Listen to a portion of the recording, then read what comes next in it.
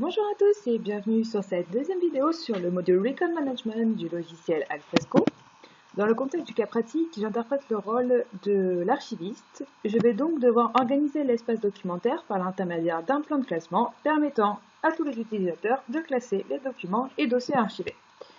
Pour cela, je dois me connecter au site de Record Management créé par l'administrateur de la base, c'est-à-dire Frédéric.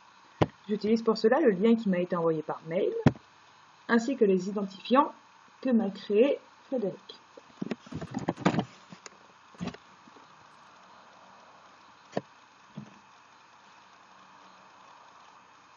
Lorsque vous êtes connecté au site de Record Management, vous accédez à l'ensemble des fonctionnalités possibles, ainsi qu'au plan de classification.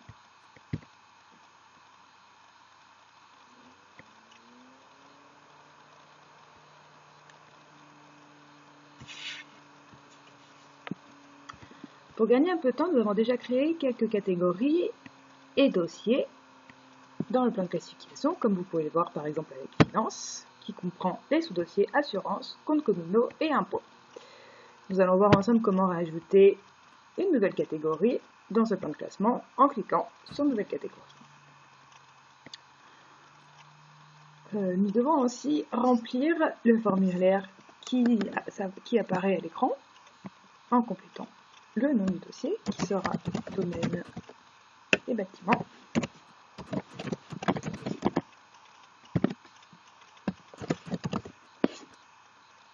Et en ajoutant une petite description. Les éléments relatifs au domaine. J'ai fait une petite erreur. Au domaine et bâtiment de la commune.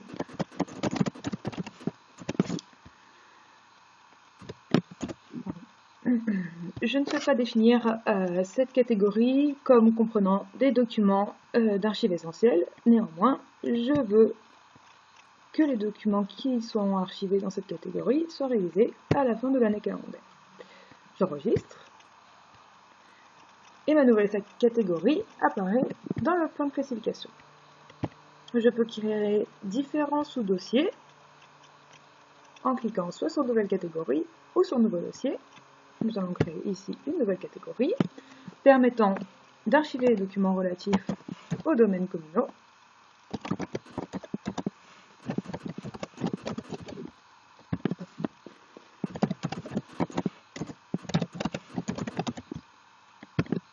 Je rajoute une petite description.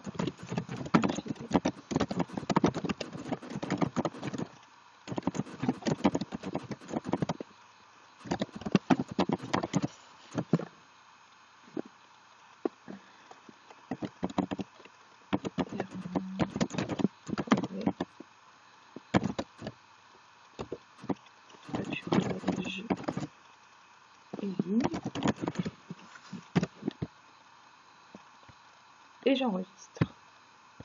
Je peux créer une autre catégorie, par exemple pour gérer les bâtiments communaux.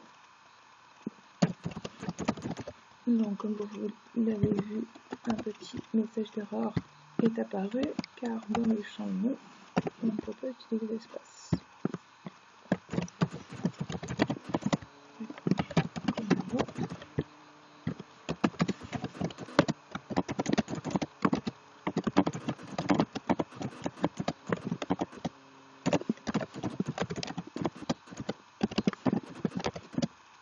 Donc, il est important que votre description soit assez explicite pour que vos utilisateurs comprennent de quoi parle. Donc, ne suivez pas forcément l'exemple que je vous ai montré. Ensuite, on va créer un dernier sous-dossier grâce au bouton Nouveau dossier qui va nous permettre d'archiver les informations relatives aux terrains communaux.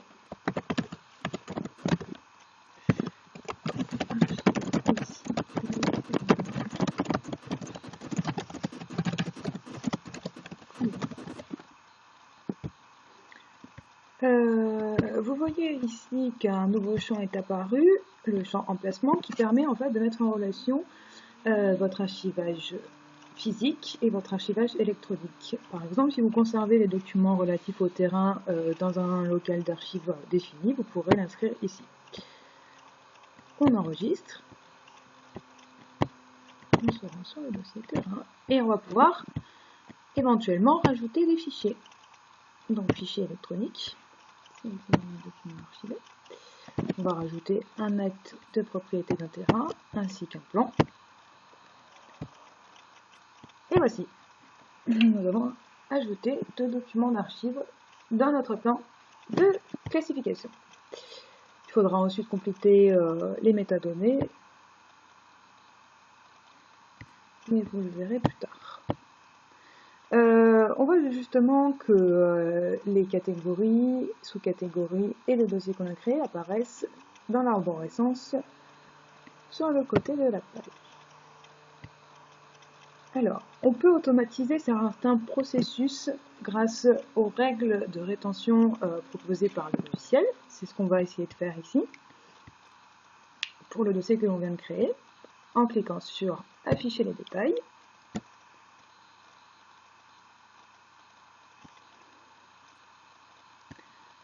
Créer une règle de rétention. Donc, la création d'une règle de rétention se passe en 2 étapes. Dans un premier temps, dans l'espace général, on va définir à quoi va servir cette règle. Donc, dans un premier temps, on donne un responsable de la règle. Ici, ce sera le responsable des archives. Et on donne une description de la règle que l'on va créer.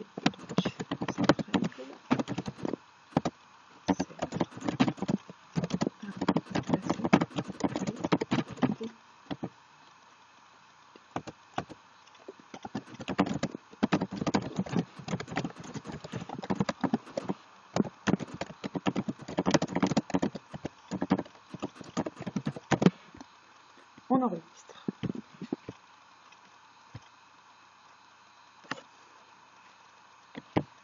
Ensuite, on va définir les étapes de la règle de rétention en cliquant dans l'espace étape de la rétention sur Modifier.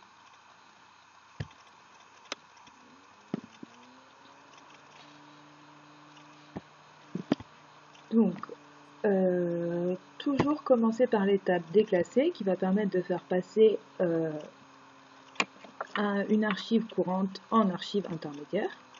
Donc on peut soit donner une période, après une période de temps, on veut que le document soit déclassé, ou à partir d'un événement. C'est ce qu'on va faire ici. Donc, par exemple, nous, on va vouloir que le document soit déclassé lorsque le cas est terminé. Donc on va décrire cette étape. Les éléments classés dans cette catégorie seront déclassés lorsque le cas sera clos, terminé. On enregistre et on crée une nouvelle étape pour que le document soit détruit. Donc ici, on va vouloir que le document soit détruit après une période de, par exemple, 3 années après la date de déclassement.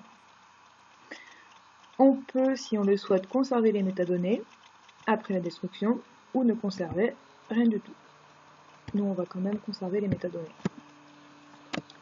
Et on donne, encore une fois, une description de l'étape.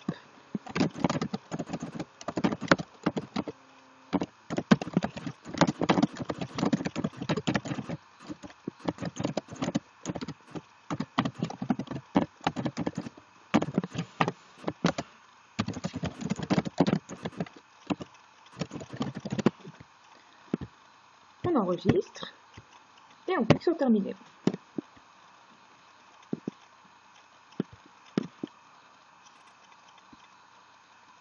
On va retourner sur les points de classification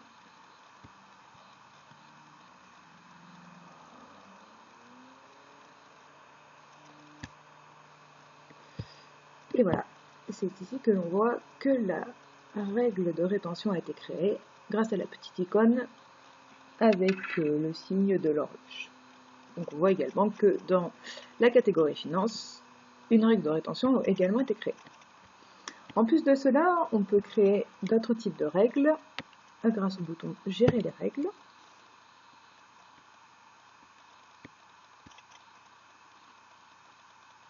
Donc ici, sur la base, on avait déjà une règle qui permet d'envoyer un mail pour la destruction, enfin, lorsqu'un document doit être détruit. On va créer une nouvelle règle.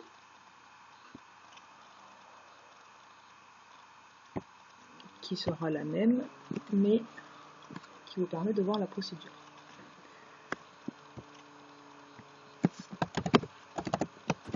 Observation de la destruction et de la destruction, c'est plus simple.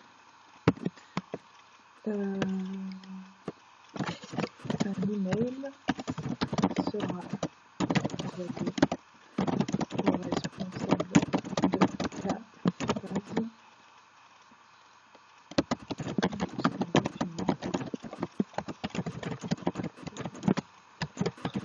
détruit.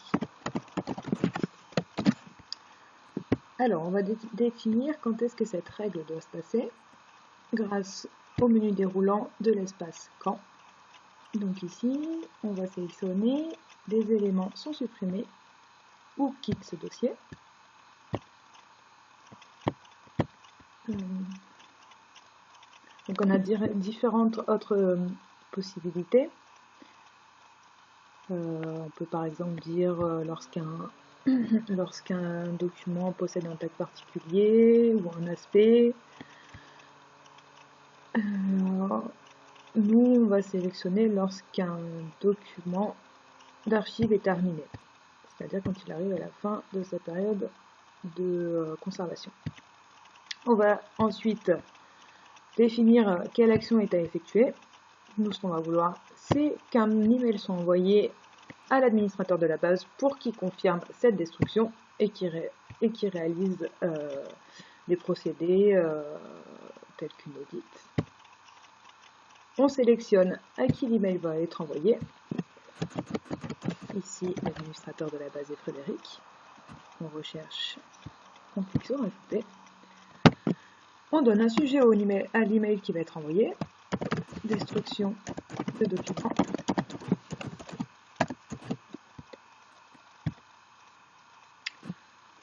Puis, on écrit le message de l'email.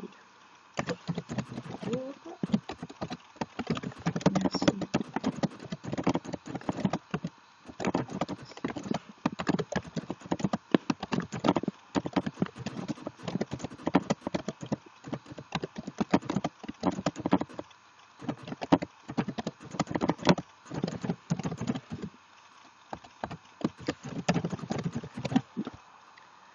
Puis, on clique sur OK.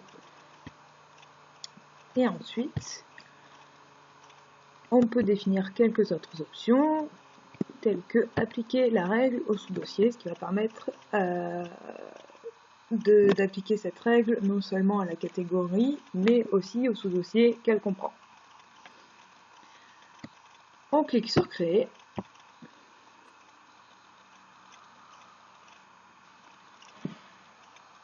Et on a le récapitulatif de cette règle qui s'affiche ici.